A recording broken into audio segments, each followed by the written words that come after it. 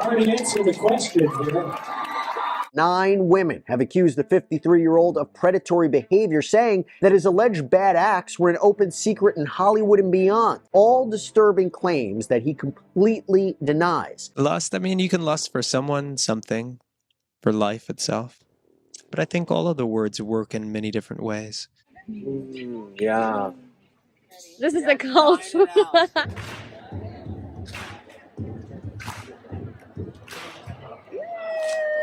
And I get there at 5 in the morning. Okay. And I so go good straight luck. to work. Yeah, the coal factory. We were in jail together, in Bhutan, actually, of all places. So bizarre.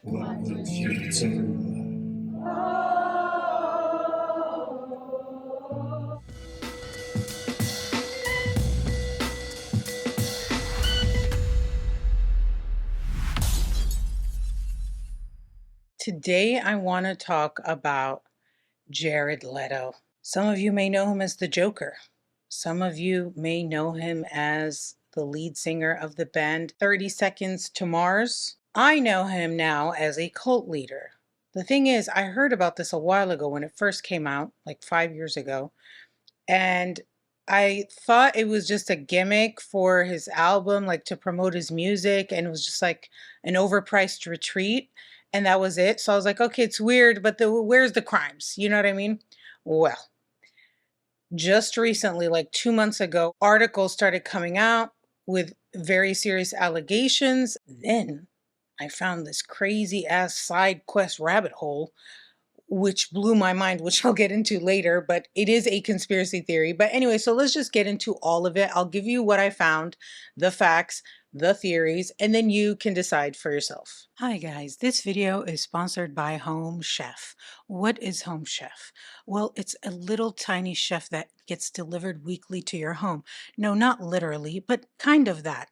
Basically, it's a weekly subscription for meals that you can cook, but the idea is that it's like having a chef at home. You can also customize it so much. Like I picked low carb for mine. It already came with a baking dish, which was small enough to fit in my toaster oven. So I was able to like preheat it so quickly, cook it up really fast. And it really felt like this elaborate thing with the creamy spinach, like crust on top of the chicken breast. And oh my God, when you're eating low carb, high fat is the best part about it. And this was so good. It was delicious and nutritious. Home Chef came out #1 in ease of recipes and #1 in taste, among other things. And to me, that is the best part, right? Because you want something easy and you want it to taste good. This was so good. It was like a ratatouille with a chicken spinach fromage. Oui, madame, it was very delicious. Oh my God, please, sorry. I'm sorry for that accent. Anyway, if you guys are interested, don't forget to use my code. It's Noor50 as in 50, which will get you 50% off. You can also just scan the QR code, which is right here, plus free shipping on your first box of Home Chef. Thank you to Home Chef for supporting my channel, sponsoring this video, and back to the video. So the whole thing started the day after Christmas in 1971 in a little town called Bossier City in Louisiana. Why did it start there? Because that's when Jared Joseph Leto was born. He wasn't born Jared Leto. He was actually the son of a guy called Tony Bryant. However, when he was just an infant, he says his dad said, quote, "I'll see you, kid. Just going to the store to get a carton of milk." And neither the milk nor the man ever came home. And then, sadly, when Jared was only 8 years old, his father took his own life. His mom ended up moving back in with her parents and the kids for a while. Then she married a doctor named Carl Leto, and that is who adopted Jared Leto. And that's how he got his name and how we got him. The thing is, it's very hard to find like accurate information about Jared's backstory, and that is by design. He himself said that he lies in his interviews and doesn't say the truth. Jared said, quote, "I lied about it so much, I don't know what the truth is. I remember River Phoenix saying in an interview that he tried to lie as much as possible, and I just took that approach ever since. Even the journalist who was doing an interview with Jared Leto and trying to find information about him for this article was not able to find many things, and she said that he was very evasive. So this is what she said. She said he is fascinated by Damien Hirst and the Chapman brothers and can't quite remember how he came to be an actor. According to him, he basically materialized in the industry, or it in front of him. Ask him to expand on his childhood and he repeats your question back to you like the words to a nursery rhyme that he can't quite remember. Yeah, I was born in Louisiana. Yeah, Louisiana. Yeah, yeah. Moved around a lot, lived all over the place. He claims to have spent time in every state in America. I haven't been to, where haven't I been? I mean, as far as states, I've almost been to every state. Like, I don't think, and then he just trails off. His family is shrouded in mystery. Ask him about his absentee father, and he answers by asking the waiter for a glass of water. Ask him what his brother does, and his eyes shift from the tape recorder to his napkin as though he's searching for cue cards. He works for a government agency. Really? Yes. Really? No. My brother does a lot of things. He's an artist. When pressed further, he warned the journalist, Emma Forrest is her name, I'll tell you this, I carry a big gun. This is America. It's the Wild West. I wouldn't suggest following me around. This is where that conspiracy theory comes in, because basically the theory is that maybe he is some type of like government agent slash industry plant, because the location, the camp where he has his cult gatherings, Camp Mars, he purchased that land and it's a former military compound, and it's very connected to back in the day in like the 60s and 70s in the counterculture times when there was infiltration by like the CIA and the FBI in these counterculture groups. There's a lot of like talk. There's this book that actually I have the book. It's mentioned in the article. I happen to have it, and I'm going to read it. But basically, it's talking about how the CIA, maybe created certain cults and things like that in that time, or infiltrated groups. And so the idea is maybe that's what's happening here. But I'll get into that more now. Let's just, there's this recurring theme of him trying to hide his past, because when he became an actor, basically his big break was he was on the show called My So-Called Life. And this was in the 90s. It was super popular, but it got canceled after one season. He was on that show. That's his like first taste of fame. And later on, he would try to scrub any evidence of the headshots that he had, to the point where he was like sending cease and desist to his own fans who were like posting it online in admiration. And even a journalist found them and posted them, and he also tried to take him down, and the journalist was like, well, I can't fight him. I think it says here, the quote, it says, music journalist Razik Rauf told KQED after Leto sent cease and desist letters to some of his fans, I decided to repost the photos. I duly received very threatening legal notices of my own, so ceased and desisted. While it was amusing, Leto is a very wealthy and powerful man with very wealthy and powerful people in his team. He's the 1%, and I couldn't compete with that. Apparently, Jared Leto's acting career was not doing so well after My So-Called Life, and so that's when he started his band 30 Seconds to Mars with his brother, Shannon. Shannon is his older brother, and Shannon is even more mysterious. Shannon, you want to say anything? Nope. And even harder to find information on him.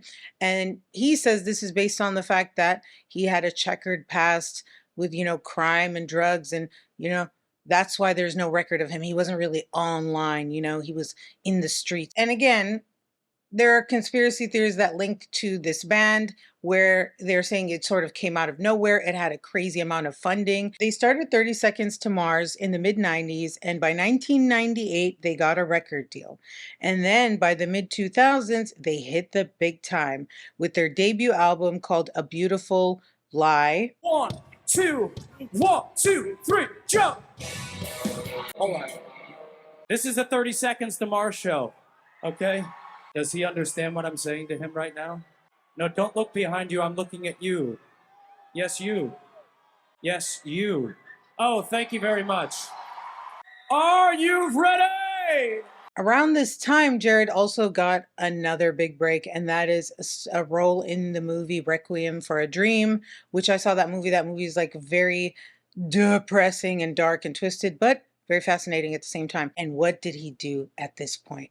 He became a creep, or maybe he was always a creep, but this was the first time that there's record of his creepdom, allegedly. And that is a 2005 article in the New York Post where the first sentence says, Jared Leto likes him young. And I'll read you some notable quotes from this article. He's a serial texter. He is constantly texting these other 16 and 17-year-old girls. It's really kind of creepy. It's been an open secret for a long time. This was in 2005. Just recently, in 2025, so 20 years later, another bombshell article. This one is way worse than this little thing in the New York Post. This one has specific people, specific allegations, and they're mostly minors. Everything got kicked back up again because of this post that a music producer and DJ from Los Angeles called Allie Teals, she reposted a Facebook status from 2012 that she wrote, and she now posted it recently to her Instagram as like a throwback post. And she says, "You're not really in LA until Jared Leto tries to force himself on you backstage in a kilt and a snow hat." And then she said, "I was assaulted and traumatized by this creep when I was 17. He knew my age and he didn't care. What he did was predatory, terrifying, and unacceptable." And she said, throwback to 2012, Jared Leto was a creep then, still a creep now, going on 15 plus years of being Hollywood's most persistent predator in a kilt, she said. A representative for Jared Leto said that this is, quote, demonstrably false. But it sort of kickstarted this whole thing. This article was written, and in this article, there were 9 women who accused Jared Leto of being very inappropriate with them when they were underage, and the things that he did were of a sexual nature. So let me tell you, this first person is a model. Her name is Laura LaRue. And when she was 16 years old, and this was in 2008, she says that she was at this event in Hollywood and Jared Leto was there and that he was like staring at her very intensely. And then he came up to her and he asked her how old she was. She told him she was 16. He was 36 at the time. He still tried to get her number. Her mom then found out. And instead of the mom being like, no, she's 16 and you're 36, the mom let her daughter give this older man, the mom let her give him her number because it was like going to be good for her career. Like, ew. A lot of times in those situations, the parents are like, it's, oh my God, Jared Leto, oh, you can have, here's my baby, do whatever you want. We're going to be famous. It's like that. She let her go over there to his house. Okay. And according to Laura LaRue, she said, quote, he just walked out, dick out, like it was normal. And then she says, I thought maybe this is just what adult men do. The representative for Jared Leto also denied this and added that Laura LaRue actually was an assistant for Jared Leto, and she wanted to be an assistant and came back and was asking to be an assistant, but then she responded saying, no, I was never his assistant. So I don't know who you believe, but that's what both sides said. And then there was another woman, and she said that he was very weird, and it was like too weird, and she's cool with weird. This is what she said. She says, he was weird. Look, I know some people are kinky, and that's fine, but his kind of kink, it just didn't feel right. And then she also adds that he'd be sweet and then suddenly really demeaning. It was a switch. There was another underage girl who says that she was texting with him when she was underage and that he texted her, quote, do any of the little boys you hang out with F you? And then when she turned 18, she said she went over to his home and, quote, he suddenly pulled his penis out and started masturbating. Then he walked over, grabbed my hand, put it on him. He leaned in and said, I want you to spit on it. Oh my God. His cult is mostly women, okay? A lot of women are attracted to him. A lot of women like him. So just because they're attracted to him and like him and want to hang out with him, does that mean he can do whatever he wants to them, whether they're underage or of age? Of course not. But that's where it gets like twisted, you know? If they know that you like them, but maybe you're not ready to do certain things with them, do they use that against you to manipulate you? And if you're underage, that's even more messed up. Allegedly. And the thing is, a lot of his fans are like, no, he's just a flirt. He's just a flirt. And I even found like a bunch of montages online on YouTube of stuff of him flirting, and it's kind of cringy. And I'll put together a little montage of the flirting that I found him do online. But keep in mind that these comments and written things that are on here are not me writing these. These were already on the video. Okay. I'm just showing you what I found. What turns me on? I would like to answer that by asking a question. What doesn't turn me on? Can I squeeze your mic? I have no idea what you're talking about. I keep a good secret though. Okay. And I get there at 5 in the morning. Okay. I So go good straight luck. to work. Yeah. Coal factory. Poor. No, it's great. Okay. Good problem. What did you think? I'm thinking, yeah. Really? Yeah. Dirty birdie. Artist? What did you call me? Artist. Is that bad? Am I not allowed to call Is you that no? What did I No, do? I'm just What did kidding. I say? No, you didn't say. I meant more in the sense of like, No, we're photography just kidding. or We're what- joking. We're joking. Okay. Jared Leto is known for throwing these parties that are like really crazy. These parties were organized by someone called Brent Bolthouse, who is a nightlife promoter. In the mid 2000s, there were a lot of parties at Jared Leto's home that were organized by Brent Bolthouse, and there were a lot of young girls that attended these parties. There's a girl who said that she was 18 years old when she went there, and she said she definitely was not the youngest one there. Also, the ratio of guys to girls was crazy. Like it was 60 girls to 5 guys. And that she said during these parties, they were constantly being encouraged, the girls, to skinny dip. So it's like they wanted these underage girls to skinny dip in front of them. And they're like all these girls and just a few of these men who are probably not teenagers. The young girls who attended this party said that the invitations said, quote, "Hey kids" on them, and that they were booked through their modeling agencies. It's giving Epstein, dude. Allegedly, allegedly, allegedly.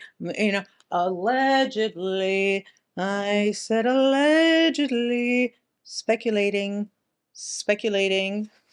This is the detail that disturbed me the most, and that is that while everyone was like drinking and partying and stuff like that, that Jared Leto was sober. And they say, quote, he was sober, meticulous, always in control, and that he was always like lurking and watching throughout the thing, and then like strike, later.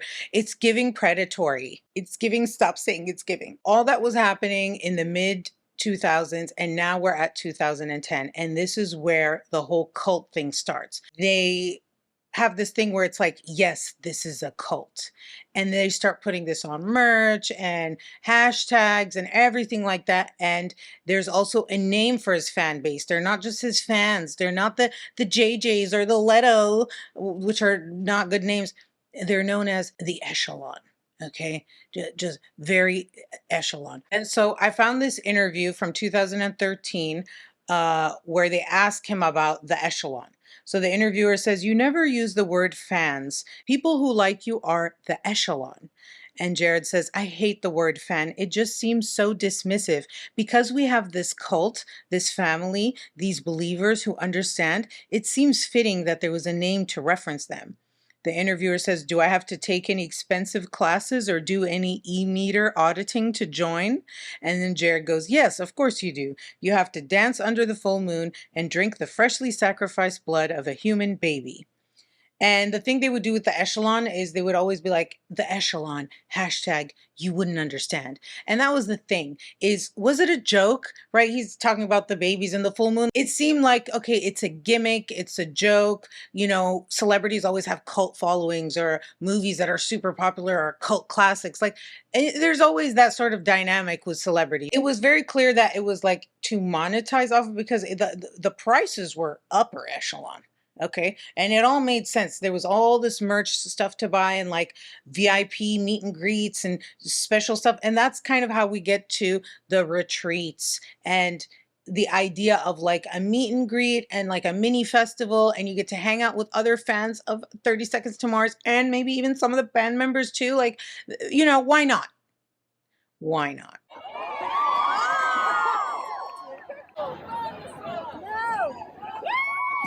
Don't try to get a sneak peek in the side boob now. That's off limits.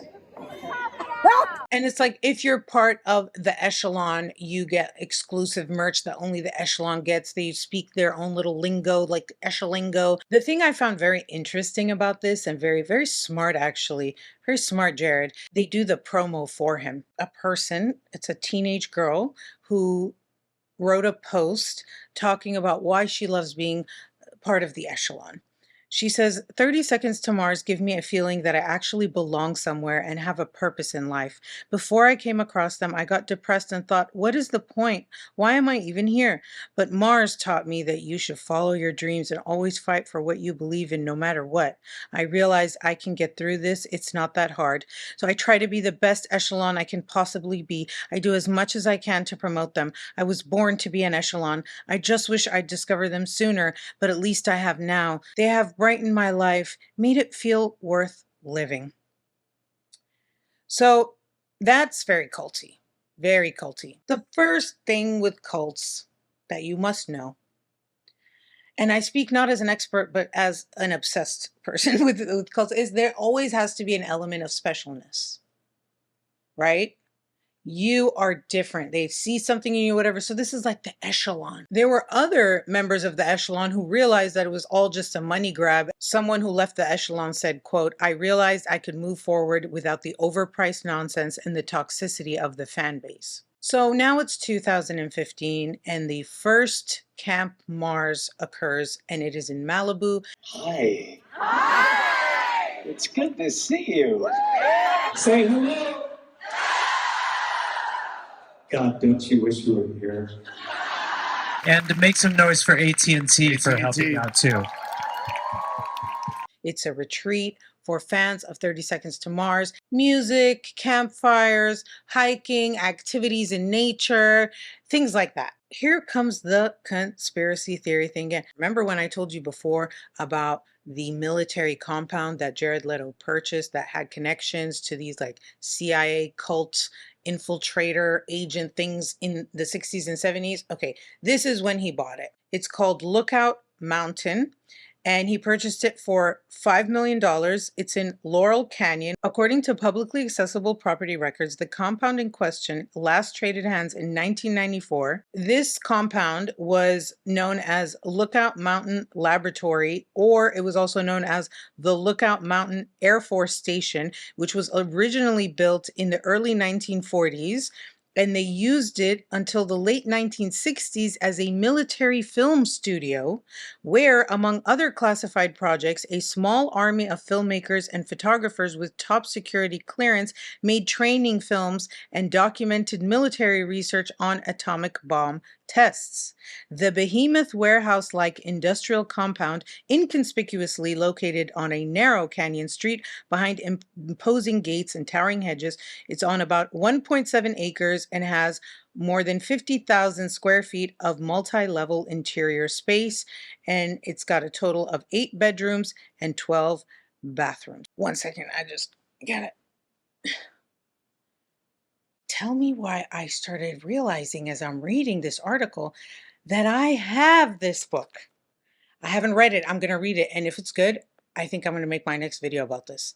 Okay. I have not had time to read it, but it's called Weird Scenes Inside the Canyon. And then it says Laurel Canyon, Covert Ops, and the Dark Heart of the Hippie Dream. According to this book, they say that some of the most famous icons of that time had connections to the CIA. So Jim Morrison, the lead singer of the band The Doors, okay, his father was the commander of the U.S. naval forces in the Gulf of Tonkin. Frank Zappa was actually born and raised at Edgewood Arsenal, headquarters of America's chemical warfare program, and that Frank Zappa's wife, Gail, attended a U.S. Navy kindergarten with Jim Morrison since her dad was a naval officer too. The book talks about how it's so weird that all these people ended up in Laurel Canyon and all ended up like making a big splash on the scene and like creating a movement and leading this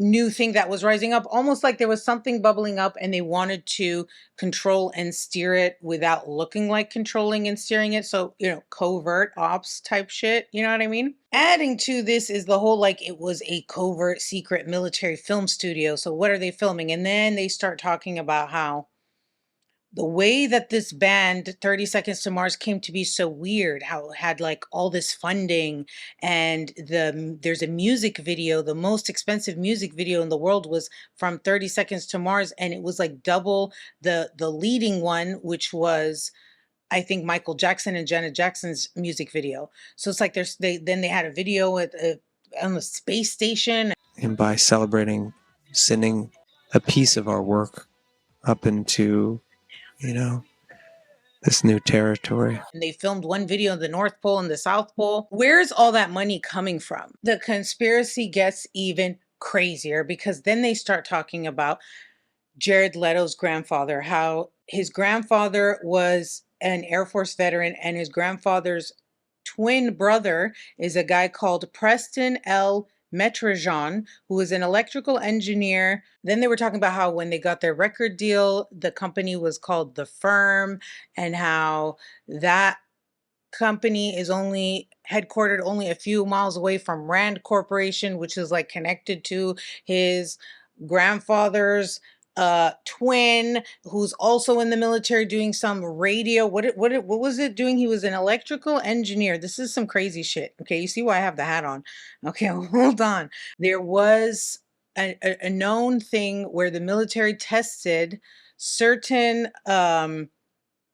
internet early, like when the internet was still being developed by the military, like at this time, part of the testing for that was to use the radio to send covert messages that are disguised through music, and that they had that Laurel Canyon thing where it was like a studio where they could make movies and music. Is that somehow connected? Is the conspiracy theory. Okay, all right, that's the thing. Another thing happens in 2015. He gets called out by a very famous director. James Gunn is the director of Guardians of the Galaxy, I voice cracked, and also Superman. So he makes this video where he accuses Jared Leto of sleeping with underage girls. He deletes it, and then the next morning he posts a tweet where he says, "Good morning, and sorry to all of you around the world who saw my Ambien-fueled Periscope session last night at 3 a.m. 3 years later, he goes for him again. 2018, Disney actor Dylan Sprouse. He posts a tweet where he tags Jared Leto and he says, "Yo, Jared Leto, now that you've slid into the DMs of every female model age 18 to 25, what would you say your success rate is?" And then James Gunn, the same director from Guardians of the Galaxy, he posts and deletes.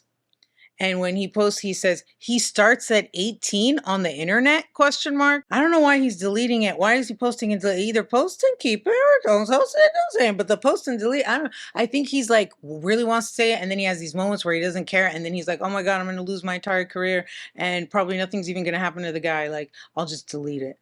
Again, that was total speculation. He's getting all these allegations for years, 2005 and now 2015, 2018.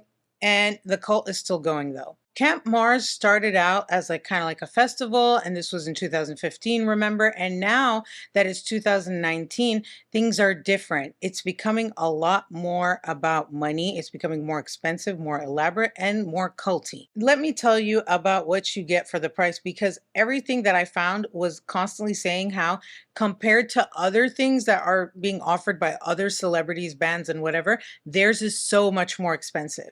So they were saying like the meet and greets, their meet and greets are like $900 sometimes, and they don't even do as much as other celebrities do. The only way that you are not sharing a space with someone else is to get the VIP experience. Otherwise, it's all like communal, and the VIP experience is $6,500. Otherwise, you can pay just like $400-500 and you get a communal space with like a little bit of snacks. In 2019, there was demand for them to do an international one. And so they decided to do Mars Island in Croatia. And this is what caused the whole thing to go viral. He totally created it. So he posts these pictures where he looks like Jesus. The echelon and all the people attending are all dressed in white. He's like standing on this cliff with his arms out. And the caption says, "Yes, this is a cult. Hashtag Mars Island." And it did what it was supposed to do. It created buzz, articles were written, people were talking about it. I mean, otherwise, probably nobody would have talked about it. And it got people probably paid just to go see for themselves what was going on. It was a good publicity stunt. And that's all I thought it was. I didn't know anything about this other stuff. A former Echelon member explained why the fans or the Echelon are so desperate to spend money, because she says, why do people spend so much money on them? Because it makes you feel seen. It makes you feel good to be a part of these events that feel so exclusive and like you're part of something that not every band does. I saw it over and over again. People paying extra for a selfie with Jared and then turning around to brag about it on social media. Stage parents flaunting their kid in front of the band to try and get the kid famous. There was this constant feeling like you had to compete with others for attention to get your money's worth. Like, I paid for this, I better do what I can to be seen by them. It's a terrible feeling, and that is exactly how Jared has molded the fan base. A lot of people thought this was just a joke, especially when you know about his method acting, because we need to talk about that. Viola Davis, Will Smith, Margot Robbie, they were all with him on I think it was Suicide Squad, and he sent them crazy shit. Remember, he was playing Joker. Joker was crazy. He did some bad things, Jared Leto did. He had a henchman who would come into the rehearsal room, and the henchman came in with a dead pig and plopped it on the table. And that was our introduction into Jared Leto. And then he sends Margot Robbie a black rat that was still alive in a box. She screamed. I can't even begin to tell you the weird things I got. He sent a dead pig. Margot got a live rat. Jared has gone full Joker. Jared, he went full Joker. And the rule generally is never go full Joker. Rats, bullets, a hog. Don't forget the anal beads, the used condoms. Do not. Yeah. Who did you send used condoms to? Oh, everybody. Maybe they didn't want to tell you, but Joker is somebody who doesn't really respect things like personal space or boundaries. Like, the method acting thing can go too far.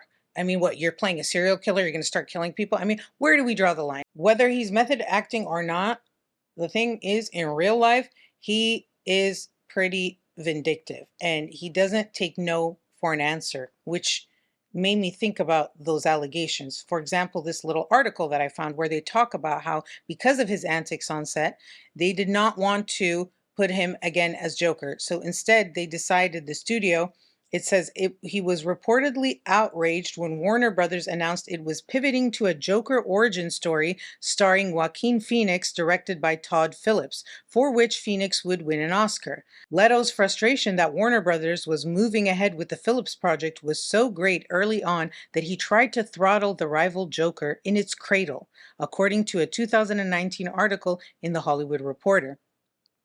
According to sources familiar with Leto's behavior, when the Oscar-winning actor learned of the Phillips project, he not only complained bitterly to his agents at CAA, who also represent Phillips, but asked his music manager, Irving Azoff, to call the leader of Warner's parent company. So, not the head of Warner Brothers parent company.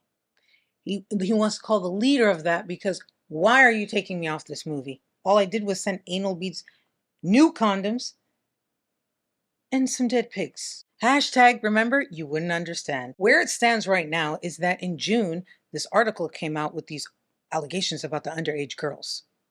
That was in June. It's now August. There's a huge ass movie that he's a part of with Disney. It's a $200 million movie, which is the sequel to Tron. It's Tron Heirs or something like that. Some Tron movie. Now he's being accused of all this. So what's going to happen with Disney? I don't know. We'll see. Is this just something they're going to ignore? Is this going to turn into something? Is this going to turn into something criminal charges? Is it just like an article and then nothing else like before? I don't know. I would love to know, what do you guys think? Do you think this is really a cult or just a gimmick? Do you think that these allegations are true or not?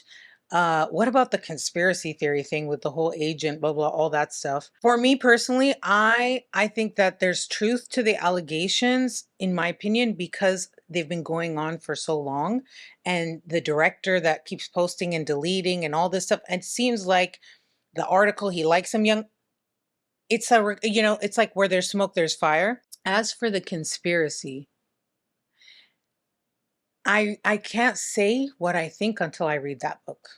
Because in order for this to be a thing, that has to be a thing. So if I read that book and I'm convinced, okay, maybe. But if I read that book and I'm like, yeah, I'm not even going to make a video about this, we'll see. So that's where I stand on that. I need more information before I can make my determination.